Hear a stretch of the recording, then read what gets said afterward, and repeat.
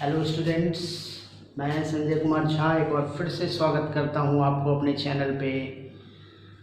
आज का जो हमारा टॉपिक है ह्यूमन हेल्थ एंड डिजीज से रिलेटेड, और ये टॉपिक हम लोग पढ़ने जा रहे हैं। एटलीस्ट देखिए, ये 3 टॉपिक को हम लोग आज डील करने जा रहे हैं। एक है एलर्जी, ऑटो इम्यून डिसऑर्डर और लिम्फोइड ऑर्गन। ये 3 चीज़ों को आज हम लोग इस वीडियो में डील करने जा रहे हैं। तो चलिए, तैयार हैं आप लोग? तो सबसे पहला जो हमारा टॉपिक होने जा रहा है दैट इज एलर्जी। पहला जो टॉपिक होगा वो क्या होगा? एलर्जी। देखो, एलर्जी क्या होता है। सबसे पहले तो आपको ये समझना पड़ेगा कि व्हाट इज एलर्जी एक्चुअली में इसको हम लोग बोलते हैं हाइपर सेंसिटिविटी। हमारा इम्यून सिस्टम जो होता है ना, वो अगल बगल के इन्वायरमेंट में या हमारे द्वारा जो यूज़ किए जाने वाले जो वेरियस टाइप के सबस्टांस होते हैं, उस सबस्टांस के अगेंस्ट या उसमें जो एंटीजेंस प्रेजेंट होते हैं, एंटीजेंस मतलब फॉरेन पार्टिकल्स, तो फॉरेन पार्टिकल्स जो प्रेजेंट होते हैं उस फॉरेन पार्टिकल्स के अगेंस्ट जो हाइपर सेंसिटिविटी शो आउट करता है, इसी को हम लोग बोलते हैं एलर्जिक रिएक्शन। यही है एलर्जी, है ना। तो हम सीधे सीधे क्या कह सकते हैं कि एलर्जी क्या है? a kind of hyper sensitive, है ना, a kind of hyper sensitive response है, response of our immune system against environmental antigens, है ना। इन्वायरमेंटल एंटीजेंस के अगेंस्ट जो हमारा इम्यून सिस्टम एक स्पेसिफिक रिस्पॉन्स देता है, उसी रिस्पॉन्स को, ये कैसा रिस्पॉन्स है? ये कॉमन रिस्पॉन्स नहीं है, ये एक टाइप का हाइपर सेंसिटिव रिस्पॉन्स है ना। ओवर रिएक्ट करता है ना। तो ओवर रिएक्ट जो करता है ना, इसी को हम लोग बोलते हैं क्या? एलर्जी। और इसकी वजह से हमारा बॉडी कुछ सिम्टम्स शो आउट करना शुरू कर देता है, that is called allergy.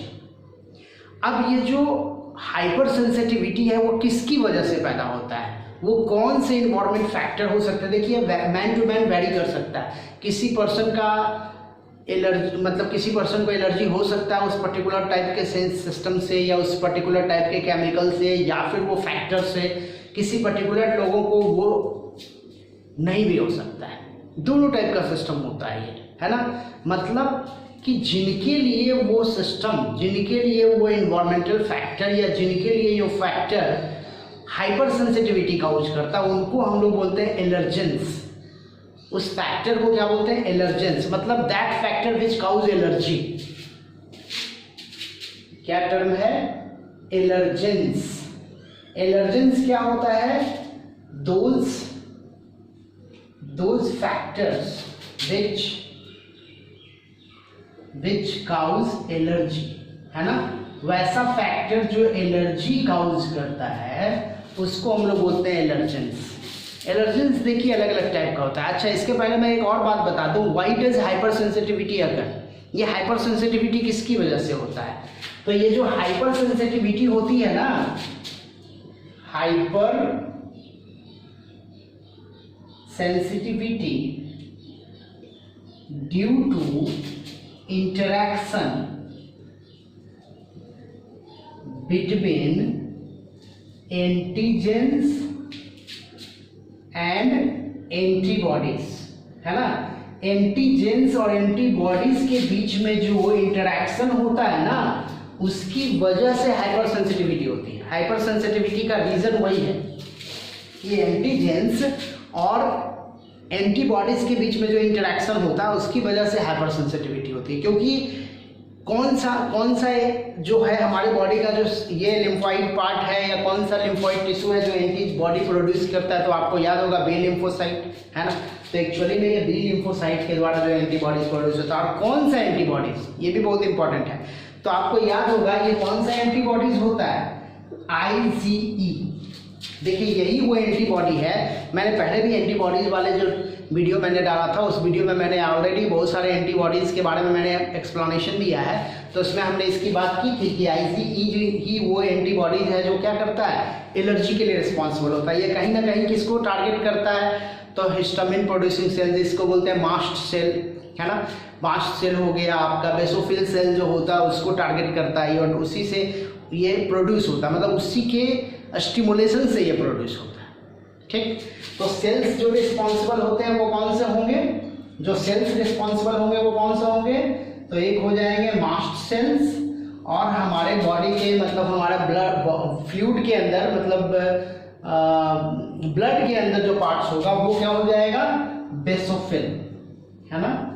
Basophil जो कि एक टाइप का क्या है, कौन सा ये है, ग्रेनुलेटेड लिम्फोसाइट, है ना। ग्रेनुलेटेड WBC कर सकते हैं, लिम्फोसाइट नहीं कर सकते, ग्रेनुलेटेड WBC, तो वही ये काम करता है।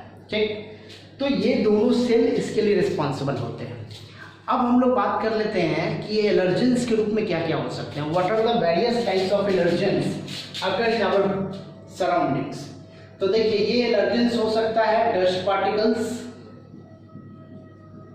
है ना। ये एलर्जेंस क्या हो सकता है, डस्ट पार्टिकल्स हो सकता है। और क्या हो सकता है ये एलर्जेंस, तो ये एलर्जेंस क्या हो सकता है, पॉलन ग्रेन्स, आपको याद होगा पॉलन ग्रेन्स, खासकर किसका पॉलन ग्रेन्स, तो आप देखिएगा फर्स्ट चैप्टर में इसका चर्चा किया गया है NCERT में, that is specially carrot grass, है ना। कैरट ग्रास का जो पार्थेनियम जिसको हम लोग बोलते हैं, पार्थेनियम का पॉलन ग्रेन्स भी रिस्पॉन्सिबल होता है इसके लिए, एलर्जी के इफेक्ट के लिए, है ना। इसके अलावा और भी होते हैं पॉलन ग्रेन्स के अलावा, क्या हो सकता है, तो एनिमल डेंडर्स हो सकता है ना। बहुत सारे लोगों को डॉग से, कैट से, माइस से, इस सब से भी एलर्जी होती है ना। तो एनिमल डेंडर हो सकता है। और क्या हो सकता है, तो सर्टेन केमिकल्स हो सकते हैं, सर्टेन केमिकल्स हो सकते हैं, ड्रग्स हो सकते हैं। बहुत लोगों को पर्टिकुलर टाइप के ड्रग्स से, जैसे एम्पेसिलिन वगैरह से होता है। एग वाइट हो सकता है, कुछ लोग क्या होते हैं, वाइट एग, क्योंकि कुछ लोग क्या होते हैं कि जैसे ही वो एग खाते हैं ना तो उनके पेट में दर्द होना शुरू हो जाता है, वॉमिटिंग टेंडेंसी शुरू हो जाती है, तो ये एग वाइट भी हो सकता है ऐसा। कुछ कॉस्मेटिक्स हो सकते हैं, सर्टेन कॉस्मेटिक आइटम्स, जैसे क्रीम हो गया, डिओड्रेंट्स हो गया, या और भी बहुत सारे, नेल पॉलिश हो गया, बहुत सारा चीज होता है। तो मैं ETC कर देता हूँ। मतलब ये सब वेरियस टाइप के एलर्जेंस आपके सराउंडिंग्स में हो सकते हैं, या फिर आपके अगल बगल हो सकते हैं, जिन चीज़ों का यूज आप कॉमन वे में कर रहे हो। ओके, तो ये वेरियस टाइप के एलर्जेंस हमारे इन्वायरमेंट में अवेलेबल है, जो अलग अलग टाइप के लोगों में अलग अलग टाइप का इफेक्ट डालता है। ये इफेक्ट कॉमन पीपल को नहीं होता, जिनको एलर्जी होती है इस पर्टिकुलर टाइप के सब्सटेंस से, उनके लिए होता है। ठीक, क्यों होता है मैंने बताया, due to interaction between antigens and antibodies. Okay, और इसमें जो सेल्स रिस्पॉन्सिबल होते हैं वो कौन से सेल्स होते हैं, मास्ट सेल, बेसोफिल सेल्स, साथ में आपका ये जो IgE जो होता है वही स्टिमुलेटेड होता है इसकी वजह से, और एलर्जी के इफेक्ट पैदा करता है। ओके, तो अब हम लोग ये देख लेते हैं कि what are the symptom of allergy. Sir नहीं, सबसे पहले हम लोग ये देख लेते हैं कि हाउ डज दिस एक्ट, इसका मैकेनिज्म क्या, हाउ डज एलर्जी अकर, इसका थोड़ा सा मैकेनिज्म हम लोग देख लेते हैं।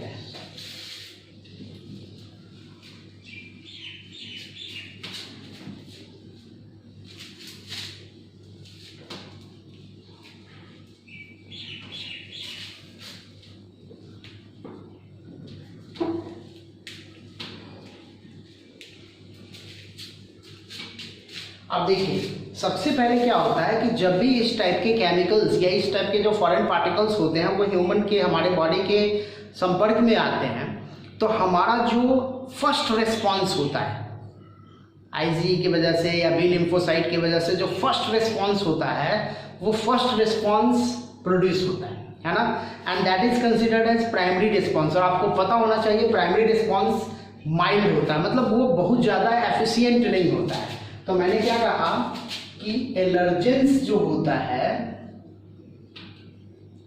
ये इंटर किया हमारे बॉडी में, इंटर इन बॉडी, है ना, बॉडी में इंटर किया, और बॉडी में इंटर करने के बाद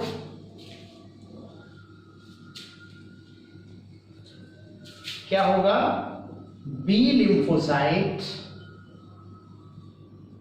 ब्लड का, ये कहाँ, ये ब्लड में जो आपका बी लिम्फोसाइट है, और साथ में इसके अलावा जो टिश्यू लेवल पे है वो क्या है, मास्ट सेल, हिस्टोसाइट, है ना, ये सब। ओके, मैं पीछे कर देता हूं। तो मास्ट सेल, हिस्टोसाइट, ये सब क्या करेगा कि जैसे ही वो इंटर करेगा बॉडी में, तो ये क्या करेगा, ये प्राइमरी रिस्पॉन्स पैदा करेगा, ये प्राइमरी रिस्पॉन्स पैदा करेगा। और ये जो प्राइमरी रिस्पॉन्स है, जिसको फर्स्ट रिस्पॉन्स बोलते हैं, ये उतना ज्यादा एफिशिएंट नहीं होता है। ये क्या होता है, लेस एफिशिएंट, है ना, ये लेस एफिशिएंट है प्राइमरी रिस्पॉन्स। लेकिन जब सेकेंड टाइम ये माइल्ड होता है, इसका जो सिम्टम होता है ना, इसका जो सिम्टम होता है, ये क्या होगा, माइल्ड होगा, बहुत ज्यादा सिम्टम्स हुआ वो नहीं करेगा। लेकिन ये जो एंटीबॉडीज है वो तो बॉडी में बन गया, क्योंकि उस पर्टिकुलर केमिकल के अगेंस्ट बना है। अब जब सेकेंडरी रिस्पॉन्स होगा, व्हेन सेकेंड टाइप ऑफ ये फैक्टर्स जो है वो जाएगा, तब ये थोड़ा सा हाइपर सेंसिटिविटी प्रोवाइड करना शुरू कर देता है। मतलब क्या कि सेकेंड रिस्पॉन्स, ये देखिए मेमोराइज हो गया, ये क्या हो गया, ये मेमोरी सिस्टम में चला गया आपके। अब जब सेकेंड रिस्पॉन्स पैदा होगा अगेन उस पर्टिकुलर टाइप के केमिकल से, तो ये क्या होगा, हाई एफिशिएंट होगा, हाई फ्रीक्वेंसी होगी इसकी। और जब इसकी फ्रीक्वेंसी हाई होगी, तो यही फ्रीक्वेंसी आपको क्या करेगा, वेरियस टाइप का सिम्टम्स आउट करना शुरू कर देगा। यही मैकेनिज्म है हमारे इम्यून सिस्टम का अगेंस्ट एलर्जिक एक्शन। ओके, अब हम लोग बात कर लेते हैं कि what are the various symptom develop during this process. हम लोग बात कर रहे हैं सिम्टम का।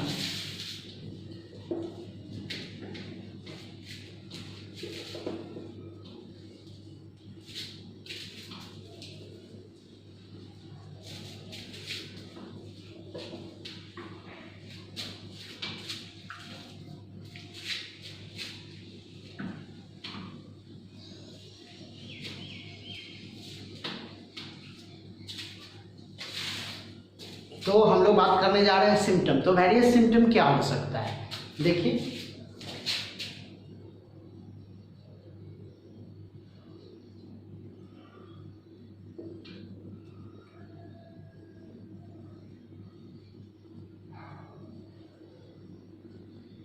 एक्सेसिव नेजल सेक्रेशन, जिसको हम लोग बोल सकते हैं क्या, एलर्जिक राइनिटिस बोलते हैं। क्या बोलते हैं इसको, एलर्जिक राइनिटिस, है ना, मतलब नेजल कॉन्जेशन शुरू हो जाएगा। नेजल कॉन्जेशन की वजह से क्या होगा, स्नीजिंग इफेक्ट आना शुरू हो जाएगा। इसकी वजह से क्या हो जाएगा, स्नीजिंग शुरू हो जाएगा, वाटरी आइज शुरू हो जाएगा। क्या हो जाएगा, वाटरी आइज, ठीक ना, कुछ इस टाइप का शुरू हो जाता है। तो ये कॉमन सिम्टम है। दूसरा सिम्टम क्या हो सकता है, एस्थमा, ब्रीदिंग प्रॉब्लम शुरू हो सकता है, एस्थमा शुरू हो जाएगा, है ना, जिसको बोलते हैं एलर्जिक एस्थमा। कॉमन एस्थमा और एलर्जिक एस्थमा दोनों में अंतर होता है। एलर्जिक एस्थमा जो होता है ना, वो हमेशा नहीं होता है, due to presence of allergen होता है। जब एलर्जन सराउंडिंग्स में है तभी ये एस्थमा होगा, अदरवाइज नहीं होगा। ओके, और क्या हो सकता है, रैशेस डेवलप कर सकते हैं बॉडी के ऊपर, रेड और पिंक, रेड और पिंक रैशेस डेवलप कर सकते हैं बॉडी के ऊपर, जिसको हम लोग बोलते हैं यूट्रिकैरिया।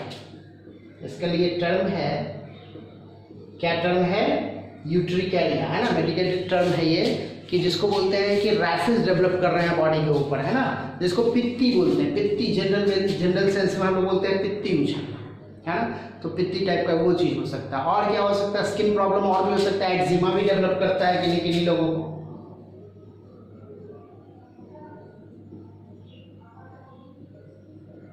एक्जिमा भी डेवलप कर सकता है। ओके, साथ में एक बहुत इंपॉर्टेंट है, that is called anaphylaxis.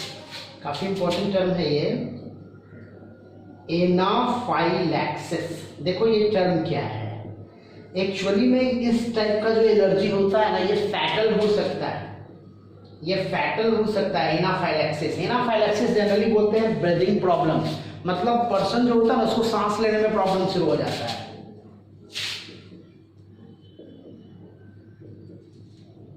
Breathing problem शुरू हो जाएगा इनको, ऐसे लोगों को। और ब्लड प्रेशर जो होता है ना वो लो हो जाता है, ब्लड प्रेशर लो। ओके, ये सब समस्या शुरू हो जाती है। तो ये फैटल माना जाता है, इस टाइप का एलर्जी जो होता है ना वो काफ़ी फैटल माना जाता है। तो ये सब वेरियस टाइप के सिम्टम्स जो होते हैं वो एलर्जी में डेवलप कर सकते हैं। ओएडेमा हो सकता है, किसी पर्टिकुलर एरिया में सूजन आ जाए, है ना, ओएडेमा भी हो सकता है। मैं लिख देता हूँ ओएडेमा, ETC में कर देता हूँ, है ना। तो ये सब क्या है, वेरियस सिम्टम जो डेवलप कर सकते हैं under the effect of allergy. Excessive nasal secretion, जिसको हमने बोला एलर्जिक राइनाइटिस, एलर्जिक राइनाइटिस, जिसमें स्नीजिंग हो सकता है, वाटरी आइज हो सकता है, कफिंग प्रॉब्लम शुरू हो सकता है। ओके, एस्थमा हो सकता है, ब्रीदिंग जो रहता है ब्रीदिंग रेट बहुत हाई हो जाता है, इसमें एस्थमा हो सकता है, जिसको हम लोग एलर्जिक एस्थमा बोलते हैं।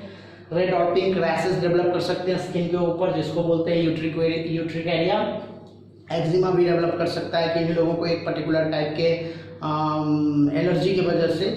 और क्या, ये बहुत इंपॉर्टेंट है, दैट इज एनाफाइलैक्सिस। एनाफाइलैक्सिस के बारे में मैंने बताया कि ये फैटल हो सकता है, इस टाइप का सिम्टम फैटल हो सकता है पेशेंट के लिए, क्योंकि इसमें क्या होता है ना कि पेशेंट जो होता है उसको ब्रीदिंग प्रॉब्लम शुरू हो जाता है, मतलब सांस लेने में प्रॉब्लम शुरू हो जाता है, जिसकी वजह से ब्रेन को ऑक्सीजन नहीं मिलेगा, हार्ट को प्रॉपर वे में ब्लड का सप्लाई नहीं मिल पाएगा, ऑक्सीजन नहीं मिल पाएगा, तो इस तरह से ब्लड प्रेशर घट जाता है। और ऐसे पेशेंट को जल्दी से ICU में भर्ती करने की जरूरत होती है to provide ventilator, extra support. Okay, तो इस टाइप की बातें होती है। अब how we can diagnosis this allergens, हम लोग डायग्नोसिस कैसे करते हैं? देखिए, डायग्नोसिस के लिए क्या है ना कि हम लोग एक डिफरेंट टाइप के जो एलर्जेंस होते हैं उसका एक स्मॉल डोज दे देते हैं पेशेंट में, है ना, और उस स्मॉल डोज को देने के बाद वो बॉडी रिस्पॉन्स करना शुरू करता है, जिसकी वजह से पता चल जाता है कि एक पर्टिकुलर टाइप के केमिकल्स के अगेंस्ट किसी पर्सन में एलर्जिक इफेक्ट है कि नहीं है। ओके, यही प्रोसेस है इसके डायग्नोसिस का। ठीक, तो इलाज क्या है, what are the various treatment कैसे करते हैं हम लोग इसका? तो ट्रीटमेंट के लिए हम लोग क्या करते हैं, एंटी एलर्जिक ड्रग्स या एंटी हिस्टामिनिक ड्रग्स हम लोग प्रोवाइड करते हैं, है ना। मैं बता देता हूँ,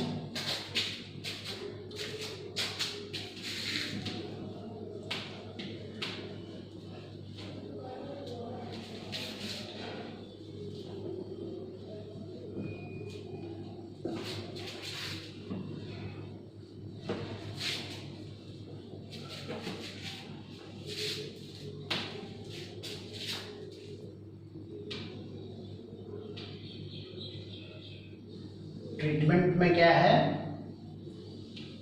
anti histamine drugs. Okay, steroid drugs जिसको बोल सकते हैं आप, एड्रेनालिन, ठीक ना, एड्रेनालिन हो गया। इसके अलावा आपको फिनिंडामाइन भी हो सकता है,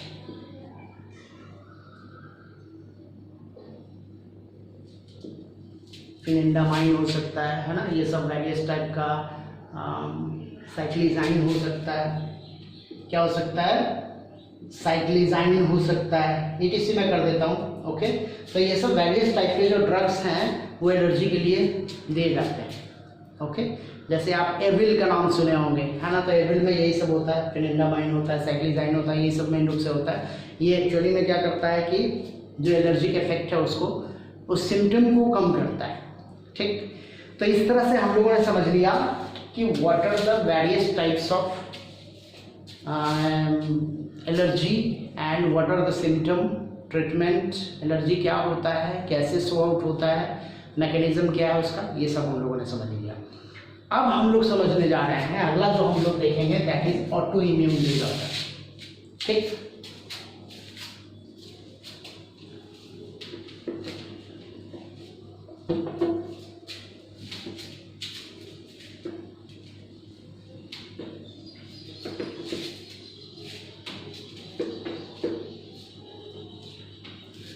तो चलिए बच्चों, अब हम लोग समझ रहे हैं auto immune disorder. Auto immune disorder देखिए क्या होता है। एक्चुअली में हमारा बॉडी का जो इम्यून सिस्टम है वो डिस्टिंग्विश कर सकता है किसको, तो ये डिस्टिंग्विश कर सकता है सेल्फ और नॉन सेल्फ सेल को, है ना, ये दोनों को ये डिस्टिंग्विश करता है। ऑटो इम्यून डिसऑर्डर में जनरली क्या होता है कि हमारा बॉडी का जो इम्यून सिस्टम होता है, इम्यून सेल जो होता है, वो अपने ही सेल को डिस्ट्रॉय करना शुरू कर देता है, और जिसकी वजह से आपके बॉडी में वेरियस टाइप के सिम्टम डेवलप होने लगते हैं। इसी को हम लोग बोलते हैं ऑटो इम्यूनिटी। मतलब ये किसकी वजह से हो सकता है? जनरली दो रीज़न है इसका। एक तो abnormal behaviour of our immune system, और दूसरा बिहेवियर इसका जेनेटिकल भी हो सकता है ना। तो ऑटो इम्यूनिटी में क्या होता है, when our immune system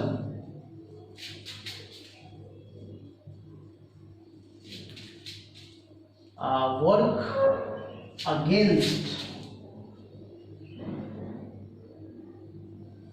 our cell, है ना, मतलब हमारे सेल के अगेंस्ट ही काम करना शुरू कर देता है। ड्यू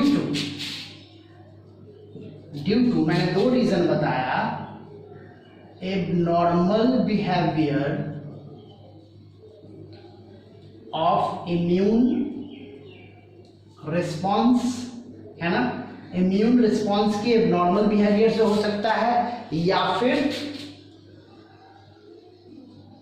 जेनेटिकल प्रॉब्लम भी हो सकता है ना। हालांकि इसके बारे में अभी बहुत ज़्यादा रिसर्च हुआ नहीं है, ऑलरेडी इस पे काम चल ही रहा है कि आखिर हमारा बॉडी का जो इम्यून सिस्टम है वो अपने ही सेल को क्यों डिस्ट्रॉय करता है। ओके, तो बेसिकली यही चीज़ होता है। इसी को हम लोग बोलते हैं ऑटो इम्यूनिटी या ऑटो इम्यून डिसऑर्डर। अब इस ऑटो इम्यून डिसऑर्डर को अगर हम लोग देखें तो जनरल वे में हम लोग बोल सकते हैं कि हमारा जो इम्यून सिस्टम है वो अपने ही सेल को क्या कर रहा है, डिस्ट्रॉय कर रहा है, उसके अगेंस्ट काम कर रहा है। ठीक, अब इसमें होता क्या है, कुछ एग्जाम्पल देख लेते हैं हम लोग इसका। तो एग्जाम्पल क्या हो सकता है, तो जैसे वर्टिलाइगो का नाम सुना होगा आपने, वर्टिलाइगो, जिसमें हमारा स्किन के ऊपर व्हाइट पैचेस डेवलप करने लगते हैं, है ना। तो ये व्हाइट पैचेस जो डेवलप करते हैं वो इसकी वजह से होता है। इवन ऑटो इम्यूनिटी की वजह से डायबिटीज भी पैदा हो सकता है। डायबिटीज के बारे में भी बोला जाता है कि kind of auto immune disorder हो सकता है, but not all type, that is अलग डिफरेंट टाइप के डायबिटीज बांटे गए हैं अलग अलग कैटेगरीज में। तो उसमें कुछ स्पेशल टाइप के जो डायबिटीज होते हैं वो ऑटो इम्यून डिसऑर्डर से रिलेटेड होते हैं। ओके, और क्या हो सकता है भाई, तो आर्थराइटिस, रिमेटाइटेड आर्थराइटिस हो सकता है ये,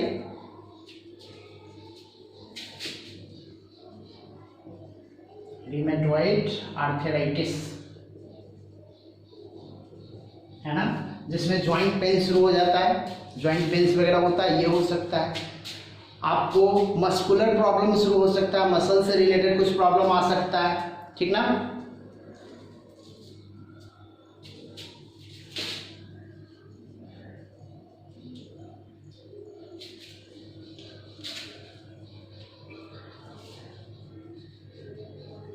माइस्थेनिया ग्रेविस, ओके, ये हो सकता है माइस्थेनिया ग्रेविस। ओके, जिसमें क्या होता है, मस्कुलर डिस्ट्रॉफी, मस्कुलर प्रॉब्लम शुरू हो जाता है, डिसऑर्डर कर देते हैं, मस्कुलर डिसऑर्डर शुरू हो जाता है इसमें। ओके, तो किसी कर देता हूँ मैं। तो ये सब वेरियस टाइप के ऑटो इम्यून डिसऑर्डर हैं जो हमारे इम्यून सिस्टम के रिस्पॉन्स की वजह से पैदा होते हैं, जो हमारे बॉडी के सेल को ही डिस्ट्रॉय करना शुरू कर देते हैं। ठीक, जैसे वर्टिलाइगो है तो क्या करता है, मेलानिन पिगमेंट को डिस्ट्रॉय करता है, मेलानिन पिगमेंट की वजह से व्हाइट पैचेज आने लगते हैं। वहीं पे डायबिटीज जो है वो क्या होता है, इंसुलिन जो प्रोड्यूस करने वाले बीटा सेल्स हैं हमारे बॉडी में, मतलब क्या बोलते हैं इसको, पेंक्रियाज का जो इंसुलिन प्रोड्यूसिंग सेल्स होता है, जो बीटा सेल होता है, उसको डैमेज करना शुरू कर देता है। इवन रिमेटॉइड आर्थराइटिस क्या होता है कि ये ज्वाइंट्स के अगल बगल के जो सेल्स होते हैं या उसका जो फ्लूइड होता है ना, उसको डिस्ट्रॉय करना शुरू कर देता है। माइस्थेनिया ग्रेविस जो होता है उसमें क्या होता है कि मस्कुलर प्रॉब्लम शुरू हो जाता है, मसल्स के जो सेल्स होते हैं उसको डैमेजिंग करना शुरू कर देता है। तो ये सब अलग अलग टाइप के प्रॉब्लम्स जो होते हैं वो देखे गए हैं ऑटो इम्यून डिसऑर्डर में। ओके, तो अब हम लोग बात करने जा रहे हैं लिम्फोइड टिश्यू का। काफ़ी इंपॉर्टेंट है लिम्फोइड टिश्यू।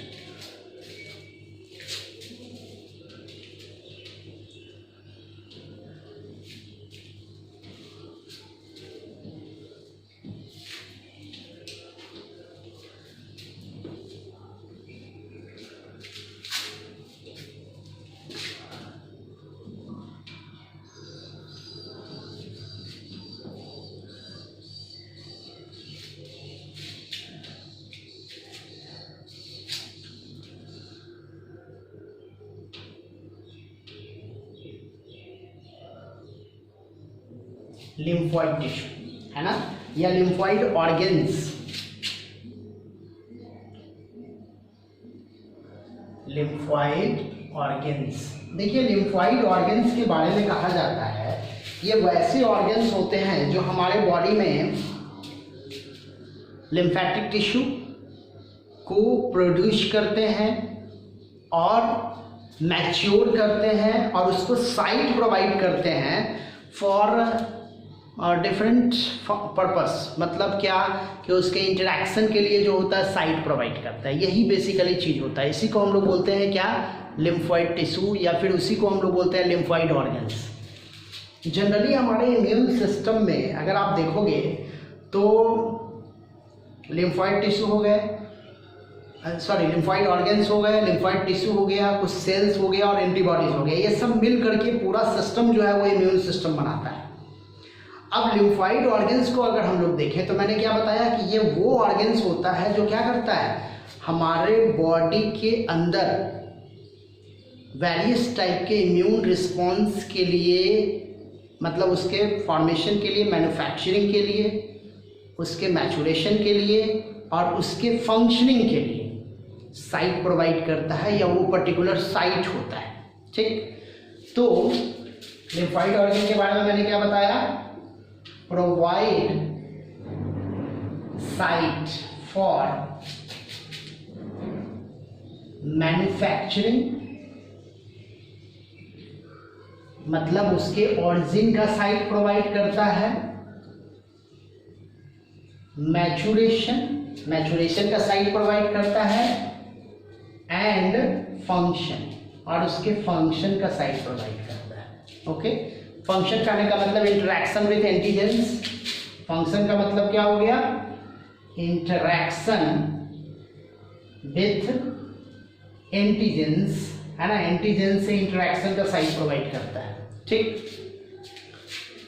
तो इसके हिसाब से हम लिम्फोइड ऑर्गन को दो अलग अलग कैटेगरी में बांट सकते हैं। एक कैटेगरी जहां पे उसका ऑरिजिन और मैचुरेशन होता है, और एक कैटेगरी जहां पे वो फंक्शन करता है। अगर सिंपल भाषा में हम लोग बात करें तो ये हिस्सा जो होगा ना उसका जन्म भूमि होगा, और ये उसका क्या होगा, कर्म भूमि होगा। सिंपल वे में हम लोग बात कर रहे हैं इसको कि ये वो साइट है जहाँ पे उसका ऑरिजिन भी होता है और उसका मैचुरेशन भी होता है, जबकि ये वो साइट है जहाँ पे उसका इंटरैक्शन होता है एंटीजेंस के साथ, फॉरेन पार्टिकल्स के साथ, या फिर पैथोजेंस के साथ। ठीक, तो वो साइट जहाँ पे इसका ऑरिजिन हुआ या मैचुरेशन हुआ, ऑरिजिन और मैचुरेशन, प्रोलिफरेशन जिसको बोल सकते हैं, ये हुआ, उस साइट को हम लोग बोलते हैं प्राइमरी लिम्फोइड ऑर्गन। इसको हम लोग क्या बोलेंगे, प्राइमरी लिम्फोइड ऑर्गन्स। ओके, और जहां पे ये क्या करता है, अपना फंक्शन परफॉर्म करता है, जहां पे ये इंटरैक्ट करता है दूसरे के साथ, उसको हम लोग बोलते हैं सेकेंडरी लिम्फोइड ऑर्गन। क्लियर है बात आपको, क्या बोलते हैं उसको, सेकेंडरी लिम्फोइड ऑर्गन। मतलब प्राइमरी लिम्फोइड ऑर्गन उसकी जन्मभूमि है, और सेकेंडरी लिम्फोइड ऑर्गन क्या है, उसका कर्मभूमि है ना। तो हम लोग सब पहले समझते हैं what are primary lymphoid organ. ये तो आप समझ ही गए कि प्राइमरी लिम्फोइड ऑर्गन होता क्या है। हम लोग एग्जांपल के थ्रू देखते हैं what is primary lymphoid organ actually. ठीक, तो देखते हैं इसको।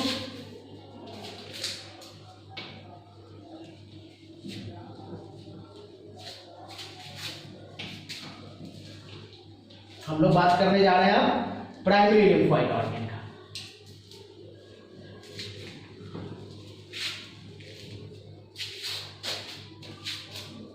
तो प्राइमरी लिम्फोइड ऑर्गन्स, ठीक ना। अब देखो प्राइमरी लिम्फोइड ऑर्गन के बारे में क्या बात है भाई, कि ये ऑरिजिन और प्रोलिफरेशन का साइट है। तो जनरली प्राइमरी लिम्फोइड ऑर्गन में आता कौन है, तो इसमें आते हैं आपको बोन मैरो और थाइमस। क्या आता है इसमें, याद रखना है आपको, बोन मैरो और क्या आता है, थाइमस। देखो ये दो ऑर्गन जो है ना, ये बोला जाता है प्राइमरी लिम्फोइड ऑर्गन। जनरल वे में अगर हम लोग देखें तो बोन मैरो कहाँ पाया जाता है, बोन मैरो का लोकेशन क्या है, लोकेशन क्या है इसका। तो आपको याद होगा जब आपने बोन पढ़ा होगा तो आपको याद होगा बोन के अंदर में एक कैविटी पाया जाता है, उस कैविटी को हम लोग क्या बोलते हैं, हैवर्सियन कैनाल। तो लोकेशन क्या है, एक हैवर्सियन कैनाल पहला लोकेशन। साथ में आपने पढ़ा होगा कि बोन जो आपका है वो कॉम्पैक्ट बोन होता है और स्पॉन्जी बोन होता है। तो कॉम्पैक्ट बोन के जोन में नहीं पाया जाता, स्पॉन्जी जोन के बोन में पाया जाता है। तो स्पॉन्जी बोन, दूसरा पार्ट क्या है, स्पॉन्जी बोन जो टर्मिनल्स पे होता है ना। जैसे मान लो ये बोन है आपका, ये बोन का हिस्सा है, तो ये जो टर्मिनल का बोन जो होता है इसको बोलते हैं स्पॉन्जी बोन, है ना। तो स्पॉन्जी बोन के लोकेशन में बोन मैरो का अमाउंट सबसे ज़्यादा पाया जाता है, सबसे मैक्सिमम अमाउंट में होता है। ये लोकेशन हो गया। अगर हम लोग थाइमस को देखते हैं तो थाइमस का लोकेशन क्या है भाई, तो जनरली क्या होता है, थाइमस के बारे में बोला जाता है कि ये लोबुलर ऑर्गन है। ये कैसा ऑर्गन है, लोबुलर ऑर्गन है। पहला इंपॉर्टेंट बात, कहाँ पाया जाता है, तो जनरली इसके बारे में बोला जाता है कि थाइमस का लोकेशन जो होता है ना, वो एक्चुअली में हार्ट के नजदीक होता है, ब्रेस्ट बोन के नीचे, near heart beneath breast bone, है ना।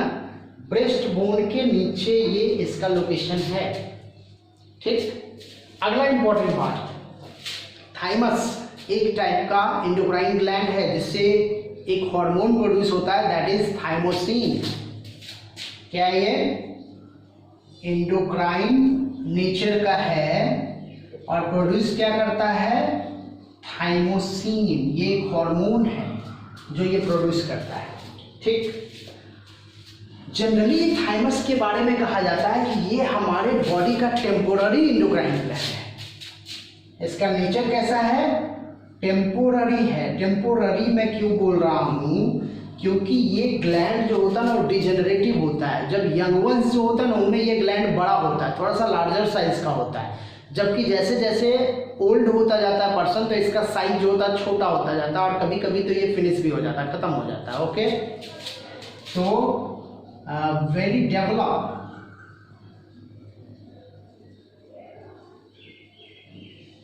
मैं लिख देता हूँ fully develop in young ones, मतलब चाइल्ड स्टेज में, चिल्ड्रन स्टेज में ये बहुत ज़्यादा डेवलप होता है। और जैसे जैसे हमारा एज बढ़ता है ना तो इसका साइज छोटा हो जाता है और नॉन फंक्शनल हो जाता है। In old stage it becomes short size, even non functional, है ना। ये नॉन फंक्शनल हो जाता है। ये इंपॉर्टेंट बात है, ध्यान में रखना है आपको। इसमें क्वेश्चन आता है कभी कभी कि भाई थाइमस जो होता है ये हमारे बॉडी का कौन सा ग्लैंड जो है वो परमानेंट नहीं है, वो अकॉर्डिंग टू एज जो होता है उसका डिजेनरेटिव नेचर का हो जाता है। तो ये कभी कभी इस टाइप का क्वेश्चन आ जाता है। ओके, तो आप दो चीज़ समझ गए, बोन मैरो और थाइमस, ठीक।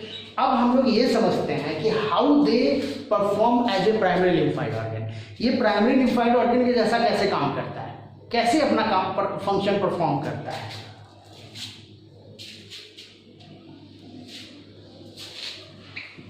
तो देखिए, आप अगर मेरा जो पिछला वीडियो है उसको अगर आप प्रॉपर वे में देखोगे मैंने बार बार बोला है आपको कि देखिए वीडियो आप कंप्लीट देखो तो आपको बहुत सारा इन्फॉर्मेशन, एक्चुअली में जो हम लोग टॉपिक पढ़ रहे हैं ना, इसमें छोटे छोटे इन्फॉर्मेशंस अवेलेबल हैं। ये इन्फॉर्मेशंस आपके लिए बहुत इंपॉर्टेंट होता है, क्योंकि जब आप कंप्लीट वीडियो देखते हो ना तो ये इन्फॉर्मेशन पे आपका मतलब आप नज़र डालते हो कि अच्छा ऐसा भी कुछ है।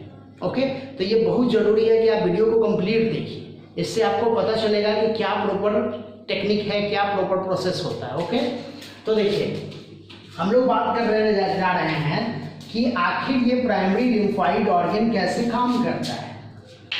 अब देखिए प्राइमरी लिम्फाइड ऑर्गन जो होते हैं ना, उसके टिश्यूज में पाया जाता है लिम्फाइड स्टेम सेल। क्या पाया जाता है? Lymphoid stem cells. आपको याद होगा स्टेम सेल्स क्या होता है? स्टेम सेल्स अनडिफरेंशिएटेड सेल होता है जो एक पर्टिकुलर टाइप के सेल में डिफरेंशिएट करता है। ठीक, अब ये लिम्फाइड, ये मैंने पहले भी बताया, पहले की वीडियो में भी बताया, मैं थोड़ा सा रिवाइज कर रहा हूँ आपको। अब लिम्फाइड स्टेम सेल क्या करता है? डिफरेंशिएट करता है ना, डिफरेंशिएट करता है, और डिफरेंशिएट करके क्या बना देता है? तो लिम्फोब्लास्ट बनाता है। देखिए क्या बनाता है? लिम्फोब्लास्ट। और यही लिम्फोब्लास्ट जो होता है वो इमैच्योर लिम्फोसाइट का फॉर्मेशन करता है। ये क्या करेगा भाई? तो लिम्फोब्लास्ट जो होगा वो क्या करेगा? प्रोटो लिम्फोसाइट कहते हैं, या फिर इमैच्योर लिम्फोसाइट बनाएगा। क्या बनाएगा? प्रोटो लिम्फोसाइट, या फिर बोलेंगे इमैच्योर लिम्फोसाइट। देखिए इमैच्योर लिम्फोसाइट बनाएगा। अब देखो ये इमैच्योर लिम्फोसाइट जो होता है ना, अच्छा इसका ऑरिजिन क्या होता है? ये लिम्फाइड स्टेम सेल का ऑरिजिन क्या होता है? मेसेनकाइमल ऑरिजिन है, मतलब मेसोडर्मल ऑरिजिन होता है इसका। ठीक, तो अब ये प्राइमरी लिम्फोसाइट टिश्यू जो है, या प्राइमरी इमैच्योर लिम्फोसाइट जो है, वो फिर अलग अलग लोकेशन में काम करेगा। अगर ये बोन मैरो का है तो बी लिम्फोसाइट, अगर ये थाइमस का है तो टी लिम्फोसाइट। याद होगा आपको। अब ये क्या करेगा? क्या है भाई? बोन मैरो है या फिर कहाँ है? थाइमस में है। अगर बोन मैरो में है तो क्या बनाएगा? B lymphocyte. अगर थाइमस में है तो क्या बनाएगा? T lymphocyte. इस तरह से ये फॉर्मेशन करता है, ये काम है इसका। ठीक, तो ये है प्राइमरी लिम्फाइड ऑर्गन।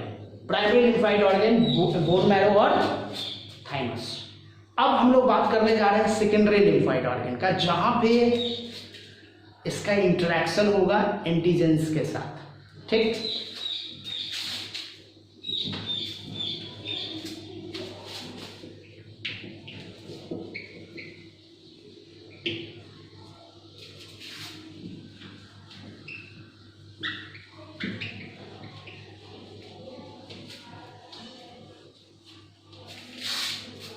तो हम लोग बात करने जा रहे हैं सेकेंडरी लिम्फॉइड ऑर्गन्स का।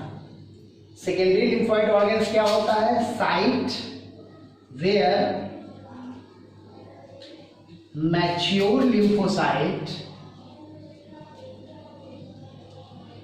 इंटरैक्ट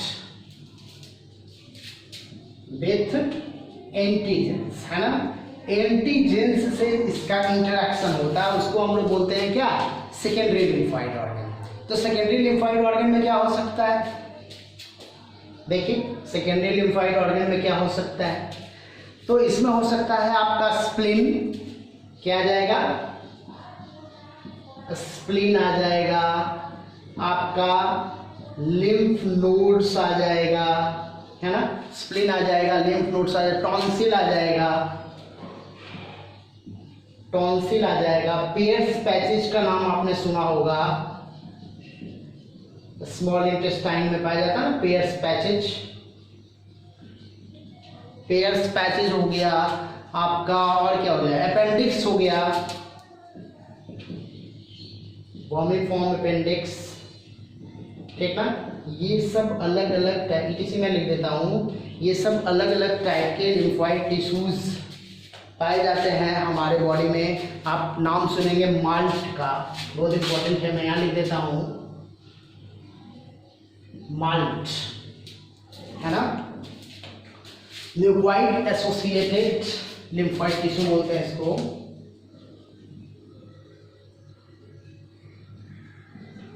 एसोसिएटेड लिम्फोइड टिश्यू, ये बोला जाता है माल्ट। म्यूकोइड नहीं, mucosal associated lymphoid tissue. Actually में माल्ट जो होता है ना, हमारे बॉडी का 50% लिम्फोइड पार्ट का कवर करता है। और कहाँ कहाँ पाया जाता है, तो देखिए ये पाया जाता है आपके रेस्पिरेटरी ट्रैक्ट में, रेस्पिरेटरी ट्रैक्ट में पाया जाता है, यूरिनोजेनाइटल ट्रैक्ट में पाया जाता है, यूरिनोजेनाइटल ट्रैक्ट में पाया जाता है, और आपके पाया जाता है एलिमेंट्री कनाल में। कहाँ पाया जाता है, एलिमेंट्री कनाल में, ठीक ना। ये सब जो है म्यूकोसल, मतलब जहाँ पे म्यूकस रिलीज करता है ना, वहाँ पे जनरली अवेलेबल होता है। ओके, तो ये सब माल्ट से रिलेटेड टर्म है। अब आगे हम लोग बात कर रहे थे कि सेकेंडरी लिम्फोइड ऑर्गन में क्या क्या आ गया, तो ये सब है स्प्लीन हो गया, लिम्फ नोड हो गया, टॉन्सिल हो गया, पेयर्स पैसेज हो गया, अपेंडिक्स हो गया। ये सब क्या होता है, अलग अलग लिम्फोइड ऑर्गन्स है, सेकेंडरी लिम्फोइड ऑर्गन है, जहाँ पे इंटरेक्शन होता है किसका, तो लिम्फ का, या लिम्फ का ही कर सकते हैं, है ना, या लिम्फेटिक टिश्यूज का एंटीजेंस के साथ। ओके, अब हम लोग थोड़ा सा देख लेते हैं स्प्लीन के बारे में, इंपॉर्टेंट है आपके लिए, है ना। तो देखिए स्प्लीन, देखो अगर हम लोग स्प्लीन को देखेंगे तो ये क्या है, इसके बारे में इंपॉर्टेंट इंफॉर्मेशन है कि ये बीन शेप्ड होता है। क्या होता है, ये बीन शेप्ड होता है। दूसरा इंपॉर्टेंट बात क्या होता है भाई, कि जनरली इसके बारे में कहा जाता है कि ये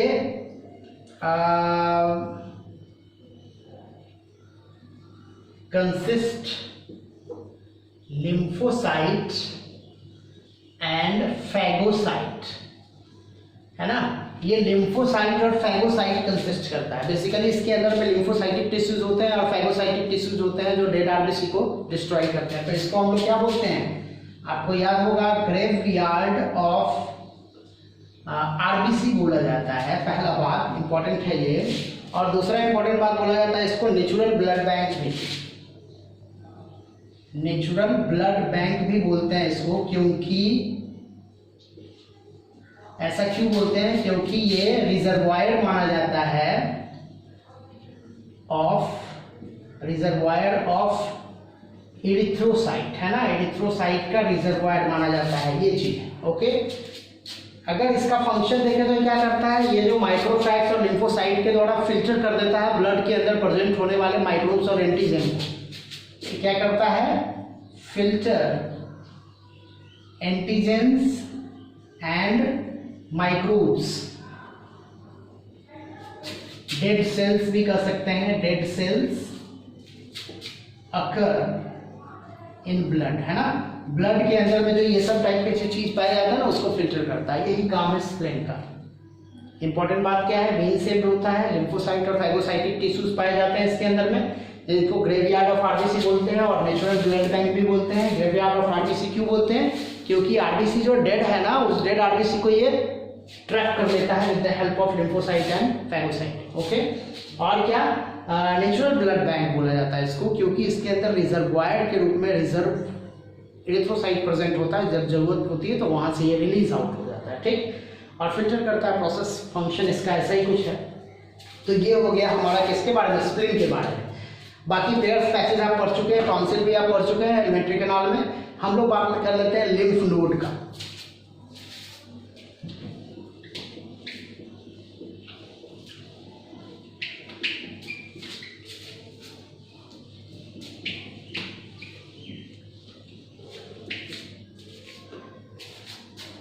तो हम लोग बात करने जा रहे हैं लिम्फ नोड का। देखिए लिम्फ नोड जो होता है ना, वो बेसिकली टर्मिनल पार्ट जो आपका लिम्फेटिक टिश्यू होता है वहां पे प्रेजेंट होता है। टर्मिनल पार्ट्स ऑफ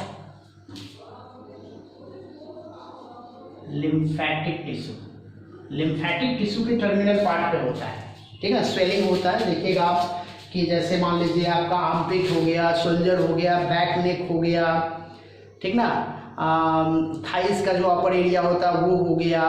तो ये सब अलग अलग जोन में, पीछे का जो बैक एरिया हो गया उसमें हो गया, ये सब अलग अलग जोन में लिम्फेटिक टिश्यू जो होते हैं, लिम्फेटिक नोड्स अवेलेबल होते हैं। अगर आपके बॉडी में कुछ इन्फेक्शन होता है तो देखिएगा इस एरिया में स्वेलिंग हो जाता है, क्योंकि वहाँ पे इंटरेक्शन शुरू हो जाता है किसका, लिम्फोसाइट का और एंटीजेंस का। ओके, काम क्या करता है, तो ट्रैप एंटीजेंस और माइक्रोब्स टू क्या कर सकते हैं, इंटरैक्ट विद देम, है ना, उनके साथ इंटरैक्ट करने के लिए उसको ट्रैप कर लेता है। ओके, और क्या करता है, एक्टिवेशन प्रोवाइड करता है, एक्टिवेशन साइट फॉर इम्यूनिटी, है ना, इम्यूनिटी के लिए एक्टिवेशन साइट भी प्रोवाइड करता है।